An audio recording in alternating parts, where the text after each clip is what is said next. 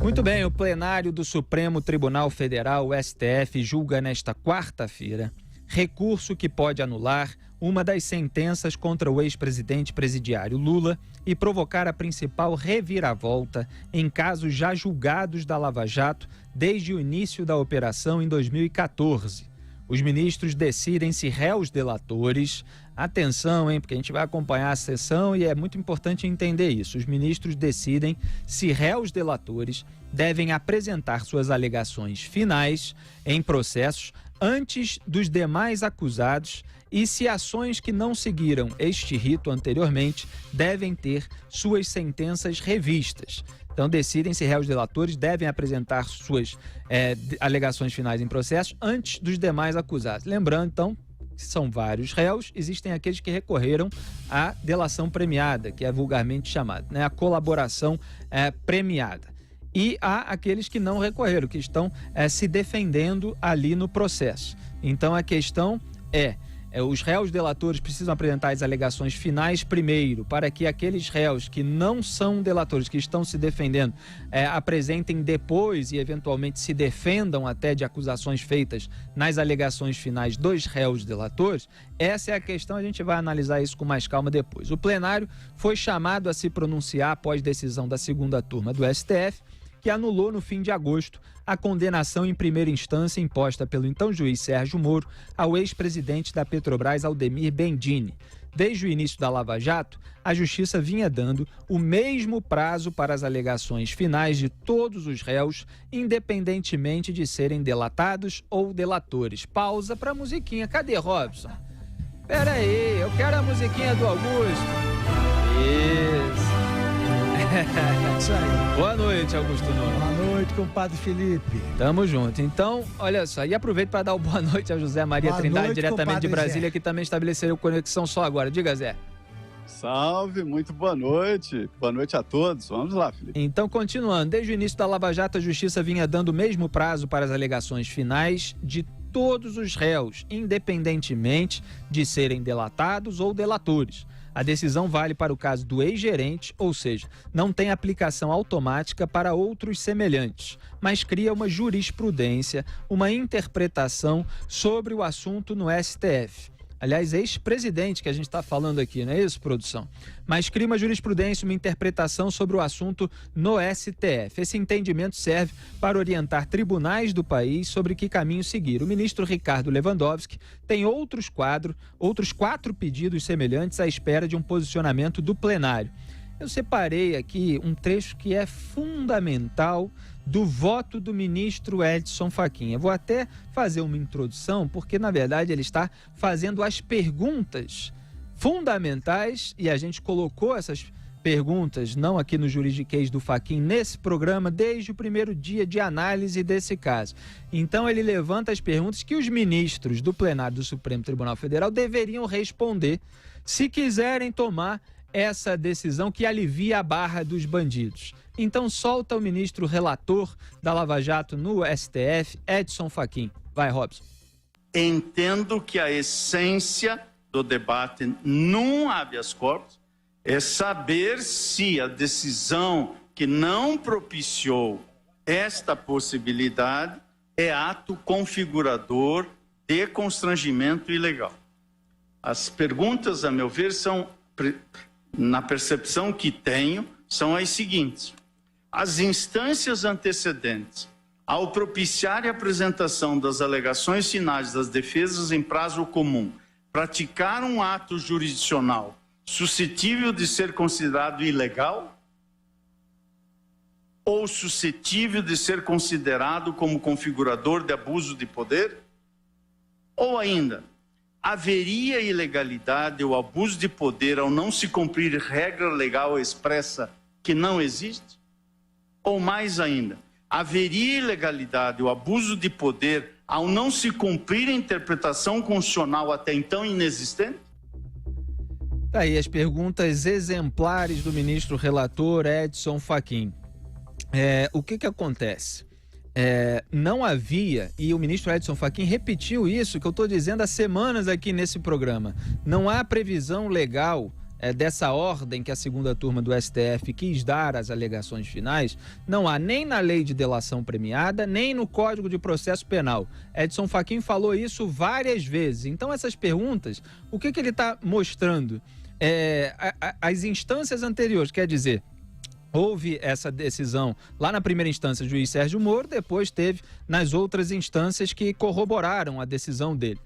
Sobre o ex-presidente da Petrobras, Aldemir Bendini. Então, ele está dizendo, pode ser considerado um abuso de poder, já que estamos julgando habeas corpus, quer dizer, houve algum constrangimento ilegal em razão de o Sérgio Moro ter dado prazo simultâneo para as alegações finais do Aldemir Bendini e dos outros réus que são delatores? Haveria, vou repetir aqui as palavras dele, haveria ilegalidade ou abuso de poder ao não se cumprir regra legal que não existe? Então ele está falando, o Sérgio Moro não cumpriu uma regra que não existe. Essa regra não está em lugar nenhum. Então como é que ele pode ter cometido um abuso de poder se a segunda turma tirou da cachola, do nada, uma regra que não existia?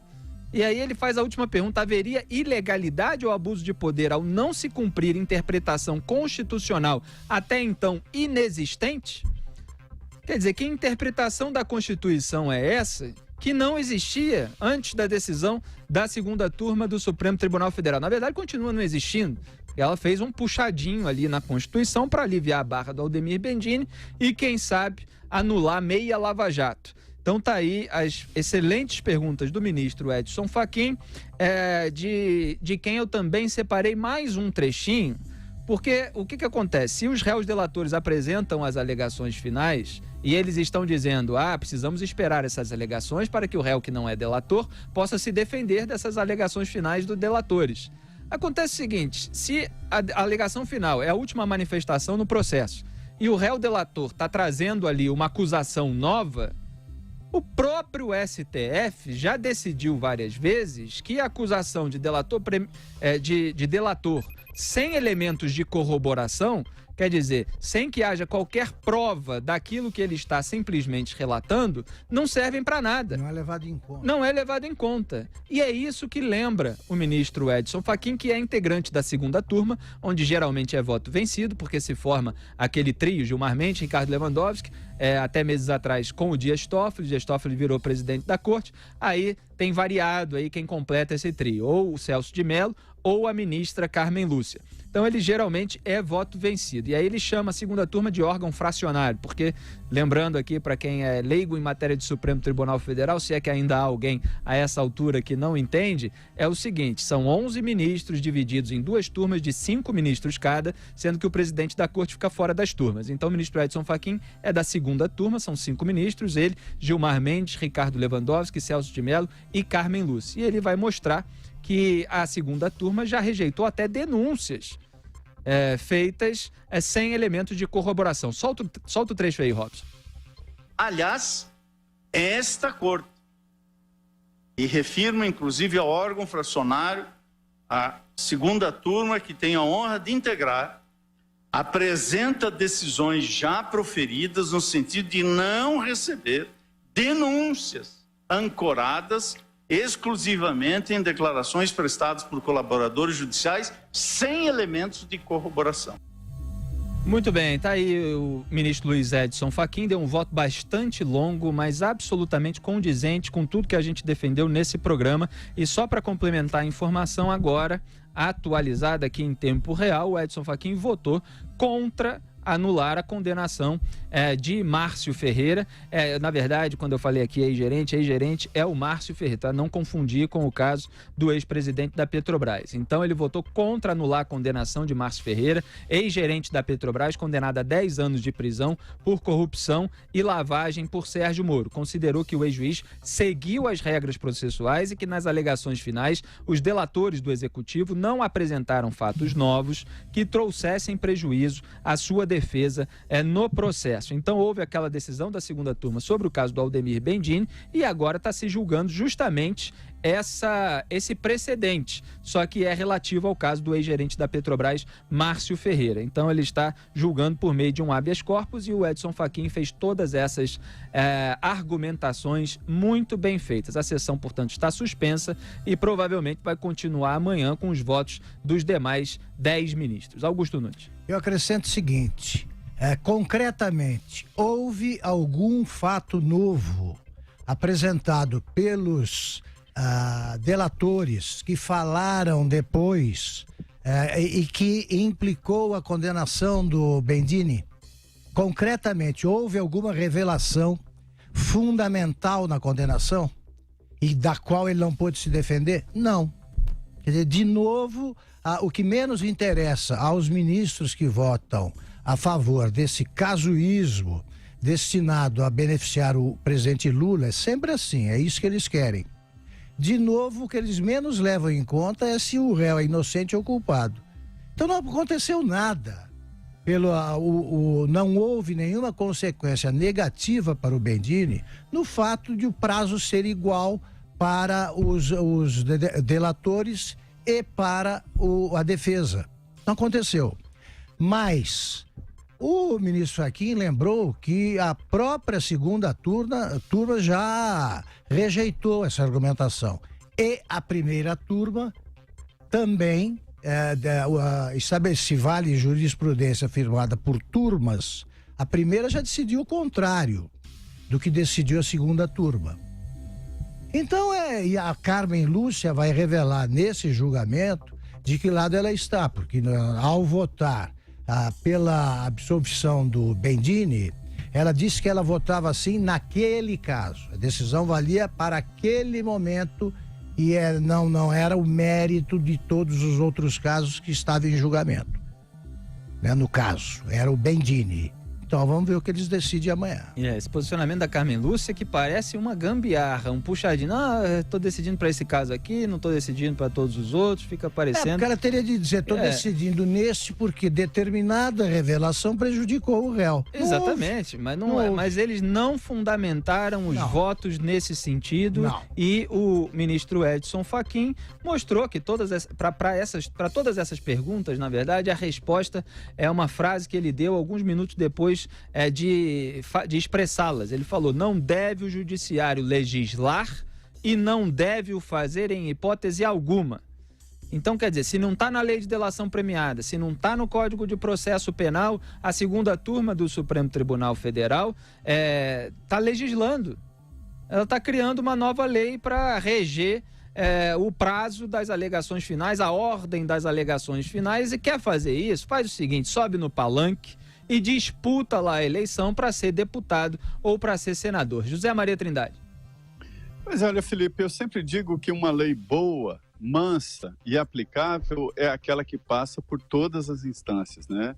E realmente a delação premiada é nova, mas já passou por 2 vezes no Supremo Tribunal Federal, criou a jurisprudência, inclusive, de que a Polícia Federal pode fechar a delação premiada, o Ministério Público também, e que o juiz, no caso do Supremo Tribunal Federal, tem que ouvir ali certos quesitos, como, por exemplo, se o delator o fez de espontânea vontade e se há nos autos ali alguma irregularidade ou algum depoimento falso. Isso aí o Supremo já definiu. O Ministério Público ou a Polícia Federal, no caso, né, que seriam os donos dessa possibilidade de delação premiada. Essa decisão que favoreceu o ex-presidente da Petrobras, o Aldemir Bendini, é, na verdade, um cavalo de pau. Não é nenhuma derrapada, não. É um cavalo de pau. É estranho demais. E tem muita razão o relator, o Edson Fachin, quando pergunta o que significa isso? Parecendo, sabe o quê? Aquela história de o exterminador do futuro, que é quando se volta lá no passado para corrigir uma coisa que não existia. É algo mais ou menos assim, se nós estivéssemos comemorando uma festa em homenagem a Augusto Nunes e daqui a 5 anos, 10 anos, aprovassem uma lei, é proibido comemorar o aniversário do Augusto Nunes. E nós que fomos no aniversário do Augusto Nunes e não havia nenhuma proibição, de repente, somos presos porque fomos lá no passado na festa do Augusto Nunes. Então, é mais ou menos isso que definiu a segunda turma do Supremo Tribunal Federal. A situação é complexa demais e o relator tem razão, porque imagine, qualquer um dos lados que houvesse uma decisão do juiz, estaria complicado, porque se ele decidisse por momentos diferentes na apresentação das alegações finais, aí, neste caso, o representante ali dos delatores poderia dizer, não, os dois são réus, eles devem apresentar as alegações finais, ao mesmo tempo, como em todo o processo, o delator não faz parte da acusação, ele é um réu e, inclusive, será condenado. O acordo é esse, condenado a penas mais leves, né, mas ele será condenado, sim, faz parte do acordo. Então é isso, é um tipo de exterminador do futuro. Quando o juiz Sérgio Moro decidiu pedir lá as alegações finais, naquele momento não havia nada, e era tão absurdo que ninguém nem pediu isso. Foi uma criatividade do advogado do ex-presidente Aldir Bendini. E o Supremo vai tentar ali uma meia-sola, tentar colocar uns limites ali, panos quentes, para justificar este cavalo de pau na justiça brasileira e na Constituição. Nada leva a esse raciocínio. E só confirmando então, depois do voto do ministro Luiz Edson Fachin, relator da Lava Jato no STF, o ministro Luiz Fux interrompeu mesmo o julgamento que discute se o prazo comum de alegações finais entre delatores e delatados anula uma condenação. E a análise vai ser retomada amanhã para os votos dos outros 10 ministros, aqueles que, vários dos quais, normalmente ignoram completamente a argumentação apresentada pelo relator. Muitas vezes a gente vê ilhas, né? É um arquipélago no Supremo Tribunal Federal, são ilhas isoladas que não se comunicam. Então o sujeito lá apresenta, às vezes, uma argumentação irrefutável, aí você sabe o que o outro ministro faz, simplesmente ignora completamente. Está com o voto pronto. Exatamente, ele leva o voto pronto, ele ignora completamente o voto pronto do relator, que é o único, talvez, que deve seguir, que estudou o caso em todos os detalhes e está apresentando, não está refutando nenhuma argumentação posterior. É claro que se refuta certas alegações preventivamente, mas os ministros simplesmente leem o seu voto de acordo com a sua posição, muitas vezes política. No caso do Gilmar Mendes, solta um monte de adjetivos e, às vezes, xingamentos contra procuradores da Lava Jato, se é que não chama a Lava Jato de organização criminosa, como ele fez recentemente. Discorda do que ele já disse. Discorda do que ele já disse anos antes e tal, e toma uma decisão contrária à maior operação anticorrupção da história desse país. Então, são 11 ministros, né? 11 ministros, exatamente, no plenário. Aliás, são 11 Supremos. 11 Supremos, exatamente.